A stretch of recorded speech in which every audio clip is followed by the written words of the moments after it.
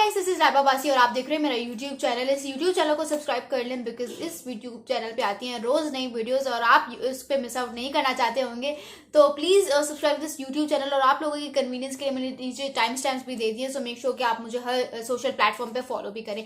अब सबसे पहले बात करते हैं इंडिया वर्सेज इंग्लैंड के बारे में। पीक टेस्ट क्रिकेट मूवमेंट था आज, 2 test matches in one day, वो भी ऐसे रिजल्ट्स के साथ जो ना आपने एक्सपेक्ट किए होंगे ना मैंने एक्सपेक्ट किए होंगे, लेकिन क्या ही मजेदार दिन था आज का। Let's start the video. India versus England के बारे में। इंडिया और इंग्लैंड का जो आज का मैच हुआ उसमें जो रिजल्ट्स आया आज, इंग्लैंड वन इट एंड वो ना आपने सोचा होगा ना मैंने सोचा होगा, लेकिन हो गया क्योंकि यही है टेस्ट क्रिकेट और यही है उसकी ब्यूटी। जिस तरह से इंग्लैंड के लिए टॉम हार्टली ने बॉलिंग की और ओली पोप ने बैटिंग की, जबरदस्त। और ओली पोप ने जो डिजर्व करते थे वो उनको मिला। प्लेयर ऑफ द मैच उन्हें दिया गया फॉर हिज एब्सोल्युटली अमेजिंग 196। और अनलकी रहे वो बेचारे, 200 नहीं कर पाए, but what an innings. 21 force लगाए, 70 के स्ट्राइक रेट से बैटिंग की और प्रूव किया कि he can do a lot for England in the future as well. यानी कि आप ये देखो कि उनकी जो लीड थी जो इंडिया ने इंग्लैंड के लिए तैयार की थी, दैट वाज 190, 100 प्लस रन की लीड थी उनकी। और ये ऐसी लीड थी कि इंग्लैंड के बैट्समैन से आप यही उम्मीद कर रहे थे कि चलो थोड़ा नहीं तो कम उतार देंगे, लेकिन जिस वक्त ओली पोप बैटिंग करने आए they were already at a loss of 5 wickets. और ये जो डेफिसिट था ये भी किसी ने पूरा नहीं किया था। बड़े बड़े नाम सारे पवेलियन की तरफ जा चुके थे और अब सारी रिस्पॉन्सिबिलिटी ओली पोप पे थे कि क्या करते हैं। That too batting against world class spinners, that too on a spinning track. एक टर्नर पे आप बैटिंग कर रहे हो, सामने आपके इतने खतरनाक स्पिनर्स हैं, आपको पता नहीं है कि क्या करना है। आपको लीड उतारनी है, आपको टारगेट भी सेट करना है, आपको जो है वो ख्याल भी रखना है, अपनी विकेट भी गिफ्ट नहीं करनी, विकेट भी बचानी है। और आपकी आधी से ज्यादा टीम जो है वो पवेलियन की में बैठी हुई है और आप पे इतना प्रेशर है। उस प्रेशर सिचुएशन में आके इतनी क्लास की बैटिंग करना, I mean he deserve words of appreciation. और उनकी जितनी तारीफ की जाए वो कम है। उन्होंने जो स्कोर सेट किया, इंडिया को कहा कि आइए अब आप बैटिंग कीजिए, और लग ऐसा रहा था कि इंडिया बड़ा कंफर्टेबली ये मैच जीत जाएगा। लेकिन जब इंडिया की बैटिंग शुरू हुई, रोहित शर्मा ने एक अच्छा स्टार्ट रखा, बट ही वॉकड ऑफ बिल्कुल इररिस्पॉन्सिबल होके, मतलब रिस्पॉन्सिबिलिटी शो नहीं की और 40 रन भी नहीं बना सके। यशस्वी जायसवाल सेम 15 पर आउट होकर चले गए। शुभमन गिल डक पर आउट होकर मुझे समझ नहीं आती कि शुभमन गिल से पिछली 10 इनिंग्स में, अभी तक उनकी जो पिछली 10 इनिंग्स हैं उसमें एक भी 50 नहीं आया। So why is India not thinking to replace him? उनको क्यों अभी तक टीम में रखा जा रहा है, या what is the strategy behind him? क्योंकि जब भी टीम इंडिया को उनकी जरूरत पड़ी उन्होंने कुछ भी नहीं किया। ना उन्होंने ओडीआई वर्ल्ड कप फाइनल में कुछ किया, ना उन्होंने वर्ल्ड टेस्ट चैंपियनशिप फाइनल में कुछ किया, ना उन्होंने विंडीज टूर पे कुछ किया, ना उन्होंने साउथ अफ्रीका टूर पे कुछ किया, ना वो अब कुछ कर रहे हैं। फिर भी टीम के साथ ऐसे स्टिक होकर रह रहे हैं जैसे बहुत कोई उन्होंने रन के पहाड़ जो है वो रख दिए। तो like if Shubman Gill is not performing तो उसको रिप्लेस करने का इस बारे में सोचो। इतने बैकअप ऑप्शंस आपने किस लिए बिठाए हुए हैं? मतलब आप यार ये देखो कि आप अपने होम ग्राउंड पर हार गए हो, और वो भी ऐसी टीम से जिसको आपने इतनी अच्छी खासी लीड दी हुई थी। फर्स्ट इनिंग्स में आपने इंग्लैंड को बेहाल कर दिया था, निहाल कर दिया था, थका कर, लेकिन आप उन्हीं से हार गए हो। I mean pathetic. फिर आते केएल राहुल और अक्षर पटेल की एक अच्छी पार्टनरशिप लगी, लेकिन फिर Axar Patel had to walk off with 17 और एक बार फिर इंडिया एक कैटास्ट्रोफिक सिचुएशन में फंस गया। फिर केएल राहुल भी विकेट देकर चले गए, रविंद्र जडेजा आए वो भी विकेट देकर चले गए, भारत आए वो भी विकेट लेकर देकर चले गए। एक समझ नहीं आ रहा था कि खेल रहे हैं या जीतने आए हैं, क्या कर रहे हैं। घर पे इतना परेशान होकर खेल रहे हैं। और आप ये देखो, ये इंग्लैंड के वही बैट्समैन हैं जिन्होंने वर्ल्ड कप में कुछ भी नहीं किया, लेकिन कैसे इंडिया में ही एक टेस्ट मैच हरा दिया, और वो भी ऐसा टेस्ट मैच जो कि लग रहा था कि नहीं यार इंडिया जीतेगा। इंडिया फेवरेबल था, फेवरेट था इस टेस्ट मैच को जीतने के लिए।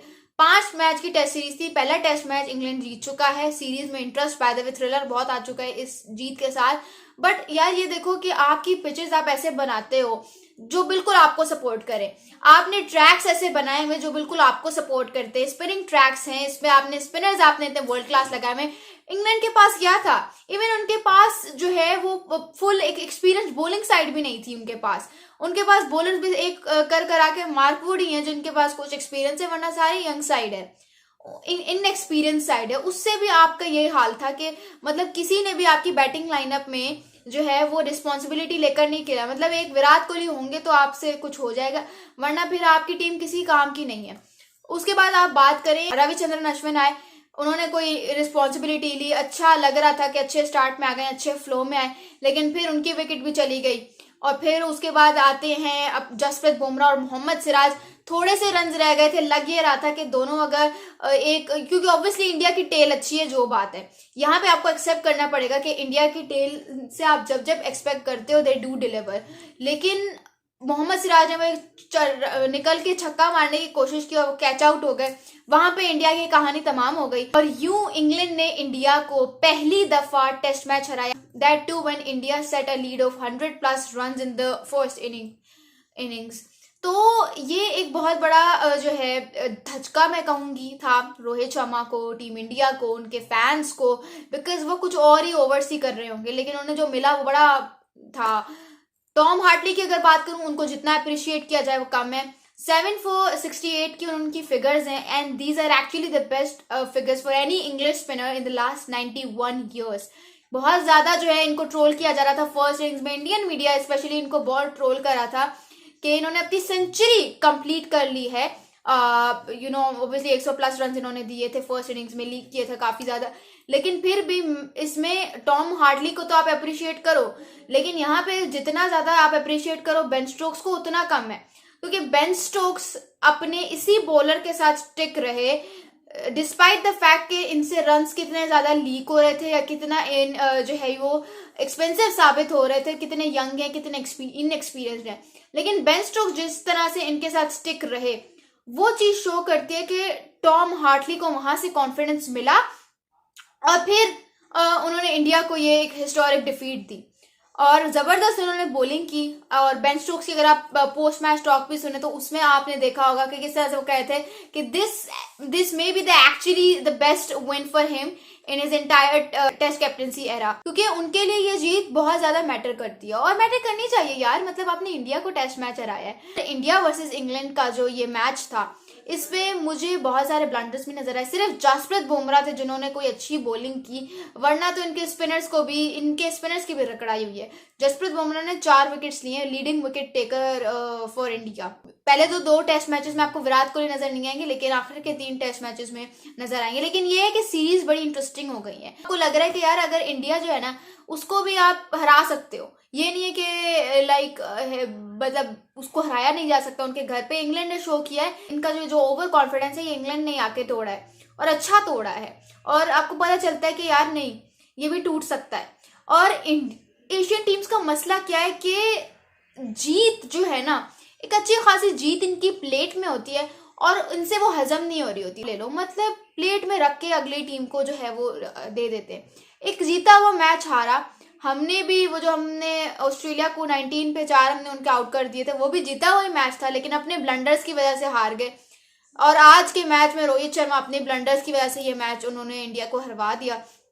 लेकिन obviously the entire blame can't be put on Rohit Sharma, पूरी टीम का इसमें हाथ है। आपने किस लिए रखा है शुभमन गिल को if he is not scoring runs? तो बहुत सारे फैक्टर्स हैं जिनको अपने, लेकिन एशियन गेम्स आपको ये पता चल गया कि सेना अब एशियन टीम्स को रगड़ना शुरू कर चुका है और वो आपको बहुत अच्छे से नजर आ रहा है। तो बहुत सारे फैक्टर्स हैं जिनको आप देखते हो और अपने मद्देनजर रखते हो, but the fact is the fact and India have lost today's match. By the way, this is Lababasi signing off, and for more such videos follow me on YouTube, Facebook and Instagram. Thank you. This is Lababasi signing off. Thank you.